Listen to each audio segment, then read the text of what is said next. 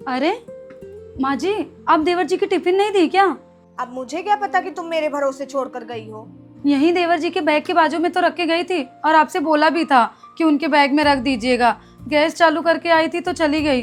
अब देवरानी जी आएंगी और उनके बैग में टिफिन नहीं देखेंगी तो मुझे बहुत सुनाएंगी माँ जी। हाँ, तो ऐसे ही लापरवाही करोगी तो सुनोगी ही ना। अब वो तो नौकरी करती है, तुम घर पे खाली रहती हो, फिर भी तुमसे नहीं संभाला जाता है तो सुनाएगी ही ना। माँ जी कम से कम आप तो मत सुनाइए, देवरानी जी का तो सुनना है उनके आने के बाद। एक तो गलती भी करती है, ऊपर से बोल रही है सुनाओ भी मत।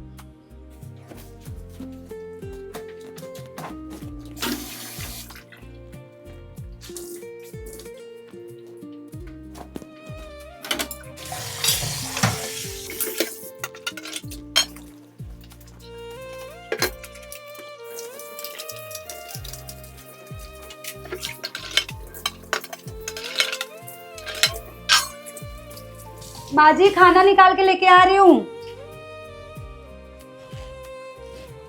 माँ जी अंदर चले जाइए ना, रूम में पोछा हो गया है, नहीं तो आपको डिस्टरबेंस होगा।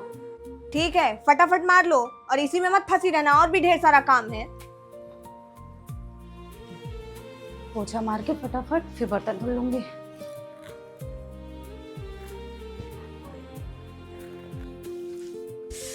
बताओ, पोछा लगाई है या नहीं, पंखा चला दें, जल्दी सूख जाए।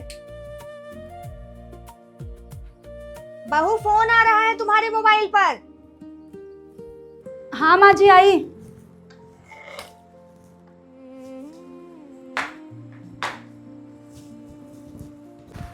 किसका था माँ जी? ये लो देखो किसका था, कट गया। और स्पीकर ऑन करके मेरे सामने ही बात करना। बड़ी दीदी का है। माँ जी मेरे फोन में रिचार्ज खत्म हो गया है, इनसे बोल के रिचार्ज करवा दीजिए ना। जब तक इनकमिंग कॉल आ रहा है तब तक रिचार्ज नहीं होगा। बेटे ने अपना नया फोन लेके पुराना फोन तुमको दे दिया है, यही काफी है। और जिसको तुमसे बात करनी हो कह दो, वही रिचार्ज करा दे तुम्हारे फोन में। नमस्ते दीदी। खुश रहे, मैं मायके आई हूँ, तू भी टाइम निकाल के आना। अच्छा ठीक है दीदी, माँ जी से पूछ के बताती हूँ। ठीक है, जल्दी बता। ठीक है माँ जी।